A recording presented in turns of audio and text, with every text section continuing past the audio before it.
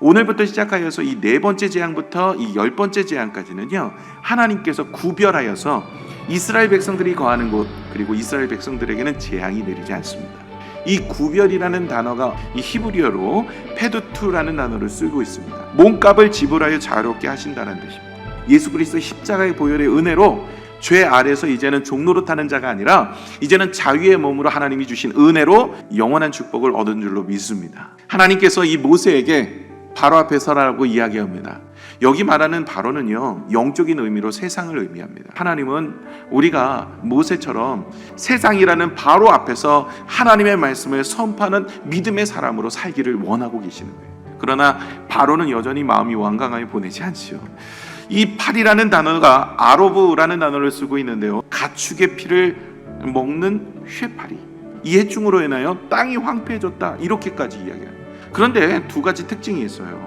오늘 22절에 보시면 처음엔 장소를 구별하시고 두 번째는 백성을 구별하십니다. 구별하여 내셨다라는 의미를 가진 단어가 에클레시아예요. 이 에클레시아는 이 합성어입니다. 불러서 내셨다라는 거예요. 그것이 바로 구별하여 내시는 거죠. 그것이 교회예요, 교회. 그러면 이 교회의 목적이 뭐냐 한다면, 첫 번째 목적은 하나님을 섬기는, 예배하는 일입니다. 두 번째가 교회의 목적이 무엇이냐면 훈련과 양육입니다. 세 번째가 바로 증거와 선포예요.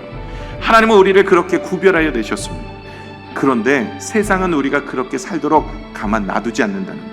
이 바로가 우리에게 두 가지 제안을 합니다. 저와 여러분에게도 제안을 하는 건데요, 먼저 첫 번째 제안이 이것입니다. 너희는 가서 이 땅에서 너희 하나님께 제사를 드려라 라고 이야기하니까 모세가 담대하게 나가서 이렇게 이야기하죠. 하나님께서 우리에게 명령하시는 대로 제사를 드려야지 예배를 그렇게 드리면 되겠느냐. 그런데 자꾸만 뭐라고요? 네가 있는 자리에서 해. 네가 있는 자리. 근데 여기에서 있는 자리가 뭐냐면 죄 가운데예요. 여러분, 그것은 무엇입니까? 애굽에서 나온다라는 이야기가 뭐예요? 죄 가운데 나오는 거예요. 세상 가운데 나오는 거예요. 우리가 예수를 믿었다면 이제는 본토 친척 아비집을 떠나서 세상 가운데 이전에 살았던 죄악들에서 떠나서 하나님의 말씀으로 살아가야 되는 거예요. 하나님의 은혜 가운데 살아가야 되는 거예요. 하나님이 원하시는 믿음의 모습으로 살아가는 거예요.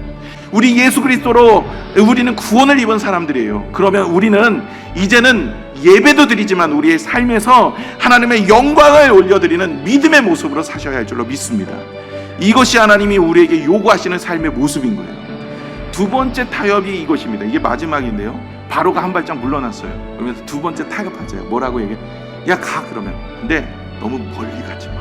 근데 왜 그런 얘기를 하냐면 27절에 보시면 뭐라고요? 우리가 사흘길쯤 광야로 간다. 여러분, 이 사흘길이 어느 정도냐면 120km. 다시 말해, 이 사흘길을 간다는 얘기는 그만큼 갔다가 오겠다, 이 얘기가 아니라 안 오겠다 얘기예요. 그러니까 너무 멀리 가지 마라. 이 얘기는 다시 너네 돌아와라.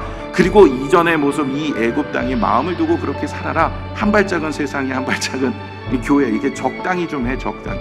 우리가 적당히 하다 보면 끝내 우리의 인생은 넘어지는 거고 세상은 그것을 요구하는 거예요. 저와 여러분, 적당히 해서는 될 일이 아닙니다.